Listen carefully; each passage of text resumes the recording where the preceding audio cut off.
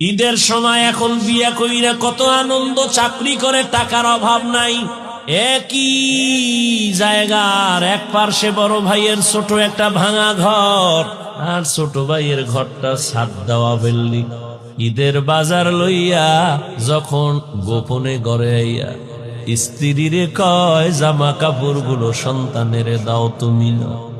বড় ভাই তো জানালা দিয়া তাকায় দেখছে ছোট ভাই আসছে, কিন্তু বড় ভাই রে জিগায় না। বাচ্চারে কি আর কন্ট্রোলে রাখা যায়? ও দৌড় দিছে, কাকা আছে।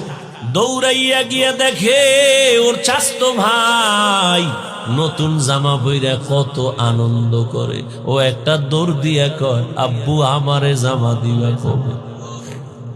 বড় ভাই বড় শিক্ষিত হওয়ার স্বপ্ন বাদ দিয়া মা বাবার খেদমতে চলে গেল, কাজ করে। আর কয়, আমার ছোট ভাইরে মানুষ বানাই, আমি কাজ করে করে ছোট ভাইয়ের খরচ দিব। ছোট ভাইরে কষ্ট করে করে মানুষ বানাইছে, কিন্তু বহু ছোট ভাই বড় ভাই মানুষ হইতে পারে না, শিক্ষিত না হয় ছোট ভাইরে বানাইছে। ছোট ভাই এখন চাকরি করে, বড় ভাইয়ের খবর নেয় না। ঈদের সময় এখন বিয়া কইরা কত আনন্দ, চাকরি করে টাকার অভাব নাই। একই জায়গার এক পার্শ্বে বড় ভাইয়ের ছোট একটা ভাঙা ঘর, বড় ভাইয়ের ভাঙা ঘর, আর ছোট ভাইয়ের ঘরটা ছাদ দেওয়া বিল্ডিং। ঈদের বাজার লইয়া যখন গোপনে ঘরে আইয়া স্ত্রীরে কয় জামা কাপড় গুলো সন্তানেরে দাও তুমি না।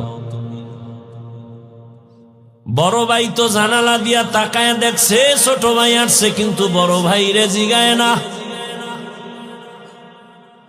বাচ্চারে কি আর কন্ট্রোলে রাখা যায়? ও দৌড় দিছে, কাকা আছে।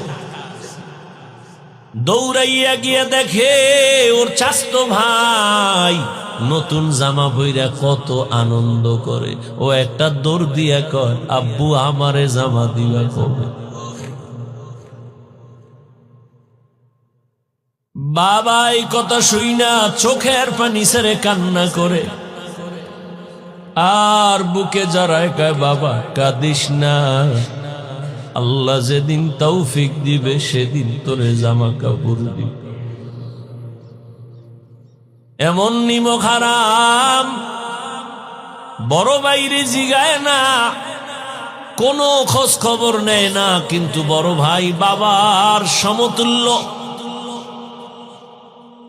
এত দূরে দূরে রাখে বড় ভাইরে ছোট ভাই। হঠাৎ করে রাতে 3টায় টেলিফোন আসছে, কে তুমি? বলে, ভাইয়া আমি তোমার ছোট ভাই। এই রাত্রে কেন ফোন? আমারে চৌরাস্তায় একদল গুন্ডারা আমারে ধরছে।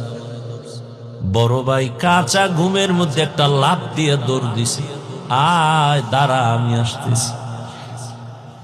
বড় ভাই কষ্টের কথা মনে রাখে না, একটা দৌড় দিয়া সামনে গিয়া এভাবে হাত বের করে বুকটা দিয়া কয়, যত মার মারতে চাও আমারে মার, আমার ছোট ভাইয়ের গায়ে হাত দিবি না। কারণ ওর প্রস্রাব আমি গায়ে লাগাইছি, ওর প্রস্রাব আমি গায়ে লাগাই ওরে বড় বানাইছি, না খাইয়া ওরে খাওয়াইছি। আমারে মার, ওরে মারবি না। তাহলে ভাই ভাইয়ের জন্য কতটা আপন আল্লাহ বুঝায় দেয়। কিয়ামতের দিন এত কলিজার আপন ভাইটাও কোনো পরিচয় দিবে না, পালাতে থাকবে। তাহলে মা বাবা তো আরো দূরে। ও আল্লাহর বান্দারা,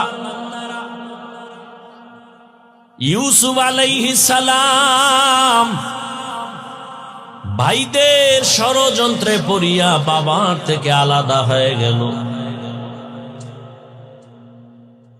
সবাই বাবারে খেলার নাম বইলা ইউসুফ নবীরে নিয়ে গেল।